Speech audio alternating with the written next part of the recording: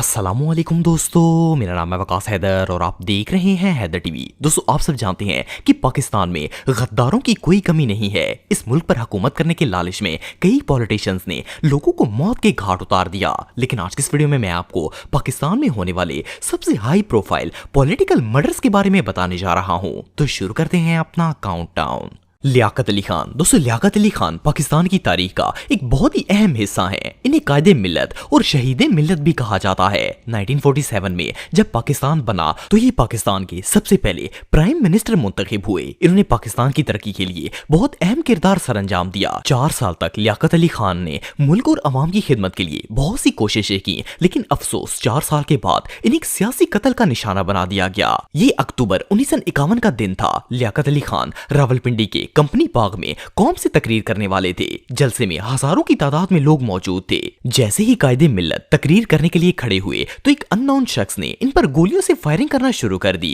जिससे लियाकत अली खान की मौके पर ही मौत हो गई। लेकिन इससे पहले कि पुलिस इसको पकड़ पाती, इसने खुद को भी फायरिंग करके हलाक कर दिया। जब लियाकत अली खान की मौत के बाद सारी इन्वेस्टिगेशन की गई तो पता चला कि कायदे मिल्लत को मारने वाला शख्स एक अफगानी था और इसका नाम सईद अकबर था। लेकिन इसने ऐसा क्यों और किसके कहने पर किया, ये बात कोई नहीं जानता था। एनीवेज केस की इन्वेस्टिगेशन शुरू हो गई और इस केस की तहकीकात का काम आईजी एजाजुद्दीन को सौंपा गया। इन्वेस्टिगेशन के दौरान एजाजुद्दीन के हाथ कुछ सबूत लग गए जिनसे अंदाजा लगाया जा सकता था कि ये कत्ल किसने करवाया होगा। वो इन सारे सबूतों को लेकर हवाई जहाज के जरिए कराची आ रहे थे, लेकिन एक बार फिर से साजिश की गई और एक कत्ल को छुपाने के लिए दूसरा कत्ल कर दिया गया। एजाजुद्दीन का जहाज जब जेलम के नजदीक पहुंचा तो अचानक से जमीन पर गिरकर तबाह हो गया और इस प्लेन में मौजूद अफराद समेत सारे सबूत भी जलकर राख हो गए। इस तरह लियाकत अली खान का मर्डर एक मिस्ट्री बनकर रह गया। इवन ये प्लेन क्रैश भी एक मिस्ट्री था और इन सब के पीछे किसका हाथ था, ये बात आज तक कोई नहीं जानता। फातिमा जिन्ना। दोस्तों, मादरे मिल्लत को कौन नहीं जानता।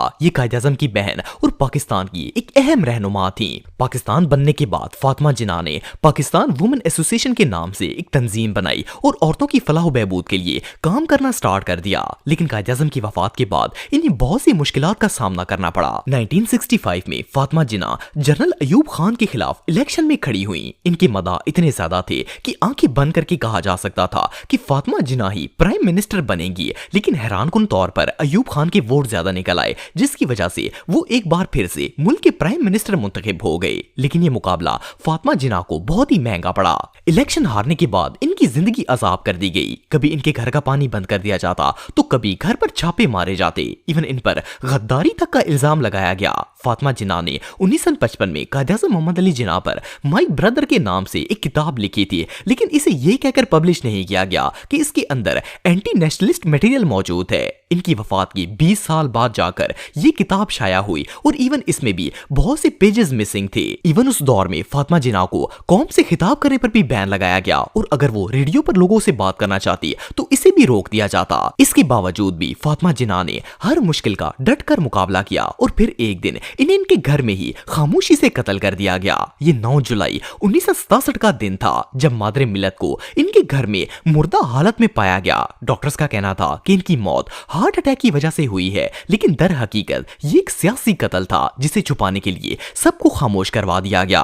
इससे आप अंदाजा लगा सकते हैं कि पाकिस्तान में ये काम आज से शुरू नहीं हुआ, बल्कि पाकिस्तान के बानियों का ही ये हाल था कि इन्हें भी गद्दारों का सामना करना पड़ा। बेनजीर भुट्टो। दोस्तों, बेनजीर भुट्टो पाकिस्तान की सियासी तारीख का एक ऐसा नाम है जिसे किसी तारुफ की जरूरत नहीं है। ये न सिर्फ पाकिस्तान बल्कि दुनिया के तमाम मेजर मुस्लिम कंट्रीज में सबसे पहली खातून थी जो कि इलेक्शन में खड़ी हुई और प्राइम मिनिस्टर बन गई। इन्हें पहली दफा 1988 में पाकिस्तान की प्राइम मिनिस्टर मुंतखब किया गया और 2 साल तक इसी अहदे पर फाइज रही। फिर इसके बाद 1993 के इलेक्शन में ये दोबारा से प्राइम मिनिस्टर के लिए सेलेक्ट हुई और इस बार इन्होंने 3 साल तक पाकिस्तान पर हुकूमत की और इसके बाद ये लंदन चली गई। अक्टूबर 2007 में जब पाकिस्तान में इलेक्शन होने वाले थे तब इन्होंने वापस आकर एक बार फिर से इलेक्शन में खड़े होने का फैसला किया। लेकिन इन्हें इलेक्शन से हटाने के लिए इन पर एक नहीं बल्कि 2 कातलाना हमले किए गए। पहले हमले में तो बेनजीर भुट्टो बच गए, लेकिन दूसरा हमला जो कि 17 दिसंबर 2007 को रावलपिंडी के लियाकत बाग में किया गया, इसमें इनकी जान चली गई। वेल, कहने को तो ये अटैक था, लेकिन असल में ये सारी साजिश बेनजीर भुट्टो को कत्ल करने के लिए की गई थी ताकि वो इलेक्शन में खड़ी ना हो सके। जब बेनजीर भुट्टो जलसे से खिताब करके वापस जाने के लिए गाड़ी में बैठने लगी तो इनसे 2-3 मीटर पर खड़े एक नौजवान लड़के ने अचानक से अपनी जेब से गन निकाली और बेनजीर भुट्टो को गोलियां मारना स्टार्ट कर दी। जब बेनजीर का जिस्म गोलियों से छलनी हो गया तो इसके बाद इसने अपनी जैकेट में लगे खुद कुछ बम को ब्लास्ट कर दिया।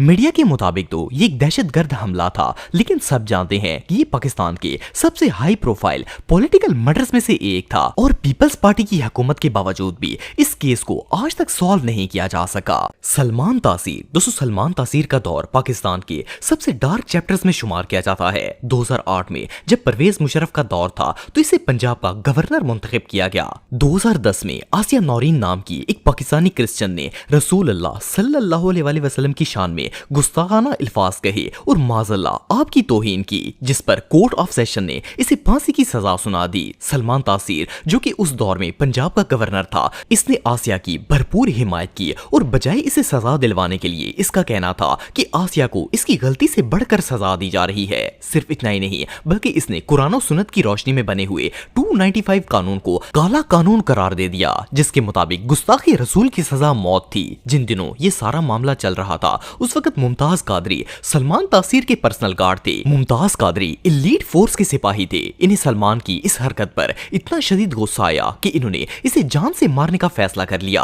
4 जनवरी 2011 को मुमताज कादरी ने इस्लामाबाद की हसार मार्केट के बाहर इस गुस्ताखी रसूल को गोलियां मारकर कत्ल कर दिया। सिर्फ इतना ही नहीं, बल्कि इसे मारने के फौरन बाद मुमताज कादरी ने अपनी गिरफ्तारी भी दे दी। वेल, इन्होंने जो किया वो इस्लाम की रूह से तो ठीक था, लेकिन मुल्की कानून के खिलाफ था, जिस पर इन्हें अक्टूबर 2011 में फांसी देकर शहीद कर दिया गया। लेकिन ये पाकिस्तानी सियासतदानों के लिए ऐसा इबरतनाक वाकया था कि दोबारा कोई भी ऐसी हरकत करने की जुर्रत नहीं कर सका। हकीम मोहम्मद सईद। दोस्तों, हकीम मोहम्मद सईद सिंध के साबिक गवर्नर और पाकिस्तान के सबसे मशहूर सियासतदानों में से एक थे। ये एक बहुत ही मारूफ हकीम भी थे। इन्होंने ही हमदर्द लेबोरेटरीज कायम की, जिसकी प्रोडक्ट आज भी पाकिस्तान में बहुत ही फेमस मानी जाती हैं। लेकिन हर बड़े सियासी रहनुमा की तरह हकीम मोहम्मद सईद के भी बहुत से दुश्मन थे। 17 अक्टूबर 1998 की सुबह जब हकीम साहब अपने दवाखाने पहुंचे तो अचानक कई नामालूम अफराद ने इन्हें घेर लिया और इन्हें इनके दवाखाने के बाहर ही गोलियां मारकर कत्ल कर दिया।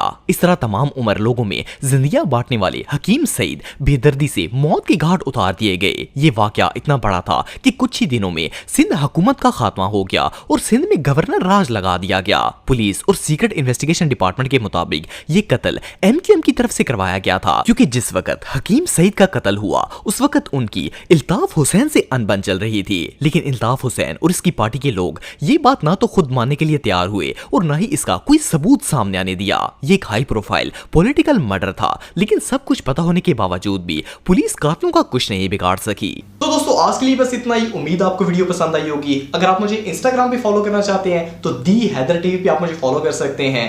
मिलता हूं आपसे नेक्स्ट वीडियो में, तब तक के लिए अल्लाह हाफिज।